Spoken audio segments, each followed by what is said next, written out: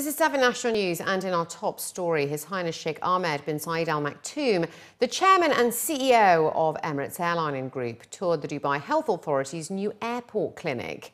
The new health venue brings the total number of clinics run by the DHA across Dubai airports to now 4. His Highness Sheikh Ahmed praised the work done by the DHA and thanked employees for their dedicated services. The new clinic provides state-of-the-art health services and is equipped with ICU facilities as well as an injury room, among others. Humaid Al-Khatami, the chairman of the board and director general of the Dubai Health Authority, revealed that their airport clinics function around the clock, 7 days a week, and on an average, on a daily basis, the current 3 centres treat 150 to 200 patients each per month. The DHA's airport centres treat all types of cases, including chest pain, abdominal pain, nausea, maternity and paediatric cases. They also provide emergency medical services such as CPR. All major cases are stabilised at the centre, and if further care is required, patients are then transferred to a DHA hospital via Dubai Ambulance. Homeowners in Dubai can now apply for a holiday home licence if they meet all criteria, as announced by Dubai Tourism's Department of Commerce Marketing. The new rules mean that homeowners will be able to rent their properties directly without having to go through an approved operator. It was also noted that they can only rent the full accommodation rather than room rentals, which are prohibited. Additionally, tenants who rent a property can also lease their accommodation as a holiday home with a short-term permit if they submit a no-objection certificate from their landlord and also meet Dubai Tourism's requirements. Dubai Tourism will now also allow for online payments. According to a statement, Dubai Tourism said that they continue to put in place the necessary market conditions to stimulate the growth of the tourism sector in a safe, secure and controlled manner, while also ensuring that the high standards of quality for which Dubai is known are maintained. Additionally, to become a holiday home provider, homeowners must meet quality standards, amenities, health and safety, insurance necessities, code of conduct, and wider community integration standards. RAK Police have launched a 1 million dirham happiness fund for inmates of the Emirates punitive and correctional establishments. The fund has been launched in collaboration with Emirates Islamic Bank that contributed 1 million dirhams, which, according to Brigadier Abdullah Khamis Al-Hadidi, the Deputy Chief Commandant of the RAK Police, looks to ease the suffering of inmates and their families or dependents, in line with the strategy of the Ministry of Interior to boost communication with the public and observe social responsibility. The fund will be used in 3 parts. The first to help inmates who have defaulted, the second for inmates' families, and the third to be spent on training and qualifying prisoners. Al-Hadidi added that inmates need this critical support to smoothly integrate back into society and to better correct their behaviour. Individuals suffering from different levels of hearing impairment in the UAE joined a unique support event in Abu Dhabi on Friday with the aim to spread awareness and to drive a stronger sense of support to the hearing impaired community in the country. The patient and candidate event was organised by Medel Medical Electronics, the leading provider of hearing implant systems, who conducted a brief survey to gain a deeper understanding of key areas where patients feel that they require more knowledge. The event touched on the latest advancements, success factors and rehabilitation, handling, troubleshooting and bilateral experiences. According to a recent survey that was rolled out by the organisers, 95% of respondents feel that hearing problems are not as openly discussed as other health issues. The event brought together many patients who had the opportunity to interact and share their stories with others, as well as Medel experts. The event was concluded with a dedicated individual Q&A session where patients were able to directly channel their personal questions and engage in discussions with Medel professionals. Additionally, patients shared their recommendations and suggestions for growing the hearing impairment awareness platform in the UAE as well as the Arab region.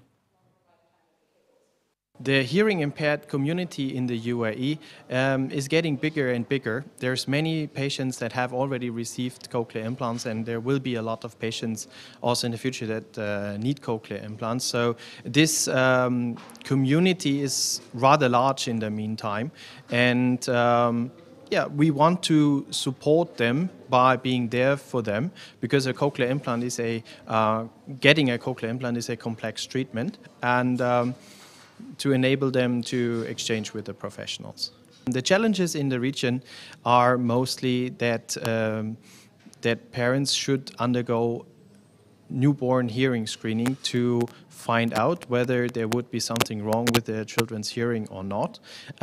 It is really very important that if there is a severe hearing loss diagnosed, which can be done very easily through the screening, that those children get support through cochlear implants or hearing implants as soon as possible, because in the very early years of a child, there is a lot of development going on, especially in developing speech and language, learning how to hear. And it's very important that the children get support as early as possible.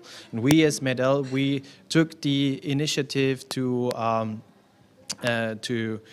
also promote this all over the UAE together with the officials and the clinicians to make to spread the knowledge about what is possible and what possible treatment options would be available. Events like this are incredibly important to parents of children with hearing loss at any stage of their journey, because it gives them information that supports their knowledge and their development and their ability to support their children in the process of developing listening and spoken language skills. Events like this also bring together professionals, other members of the community, and help to create those bonds between the professionals and the parents and the children themselves that create this feeling of community support that's essential for children to develop. I had a cochlear implant since when I was 2.5 years old. My first surgery was in my right ear in 2005 and my left ear in 2010. And every Sunday I went to the Star Ability School for my speech therapy with Miss Sarah Hell.